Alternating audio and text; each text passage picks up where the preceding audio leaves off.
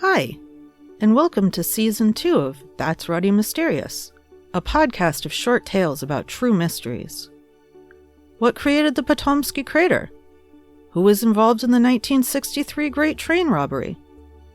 I'm not going to solve those mysteries, but they'll be interesting to learn about. I'm your host, Kelly with an I. Transcripts and references for all episodes can be found at that'sruddymysterious.wordpress.com. No apostrophe and no exclamation point. Today's tale is about the Pollock sisters.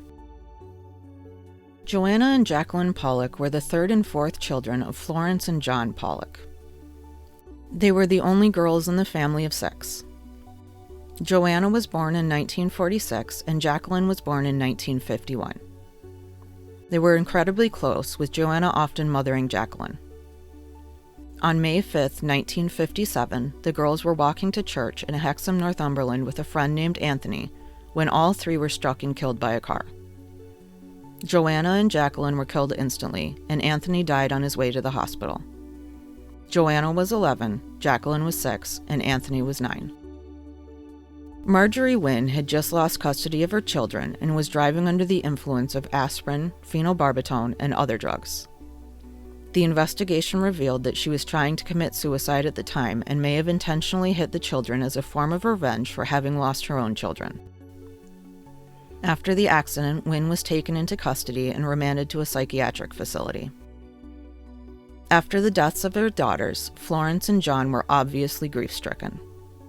Some accounts say that John had a premonition of the accident. He believed that his daughters were taken from him because he dared to ask God about reincarnation. John Pollock was born in Bristol in 1920. He met Florence and the two married in 1940s. They were devout Catholics. Well, John was devout. Florence was less so.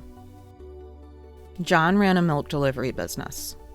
He and Florence were so busy that their children spent more time with their grandmother than with their parents.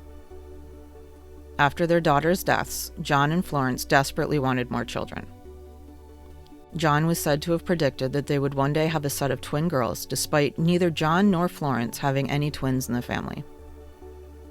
He prayed to God that his daughters would be reincarnated and insisted that the twins would be his daughters reincarnated.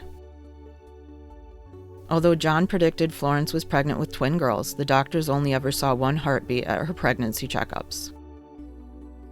1 year after the tragic accident, on October 4, 1958, Florence gave birth to twins Jillian and Jennifer.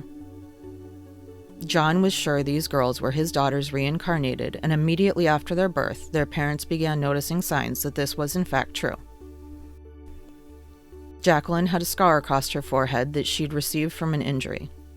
Jennifer was born with a faint white mark across her forehead in exactly the same position as that injury. Jennifer also had a birthmark on her hip that mirrored one that Jacqueline had been born with.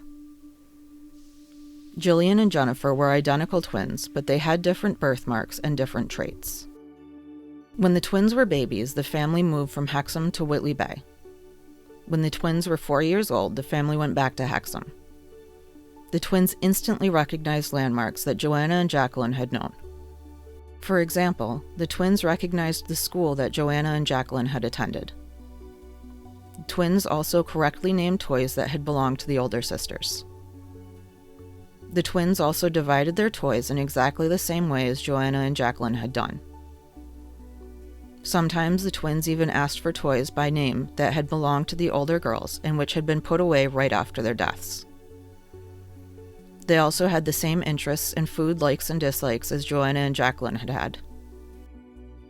Jillian and Jennifer were said to have had more of an older-younger sister relationship than a twin relationship. Jillian and Jennifer suffered from nightmares about being hit by a car. Florence once even caught them role-playing the accident that Joanna and Jacqueline had been in. She found Jillian holding Jennifer's head in her hands and saying, "The blood's coming out of your eyes. That's where the car hit you." At the age of 5, Jillian and Jennifer's memories of Joanna and Jacqueline's lives began to fade. By the age of 7, they were gone entirely. Ian Stevenson is a paranormal psychologist from the University of Virginia. He wrote the book Children Who Remember Their Past Lives, in which he included the accounts of the Pollock sisters, as well as 14 other cases.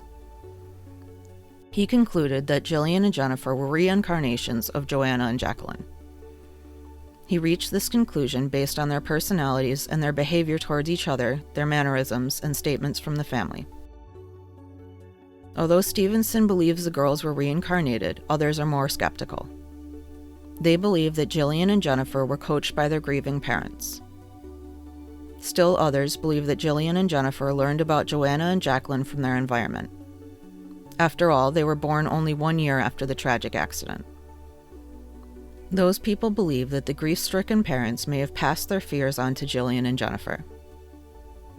British historian Ian Wilson says that Stevenson's argument is weak.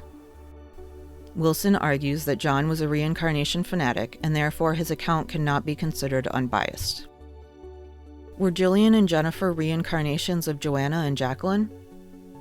If not, how did they have memories of Joanna and Jacqueline's life? Why were they afraid of cars? Is it all just a coincidence? Were the Pollock parents unwittingly passing information of their older daughters to their twin daughters? Were the twins getting information about their sisters from their environment? What do you think?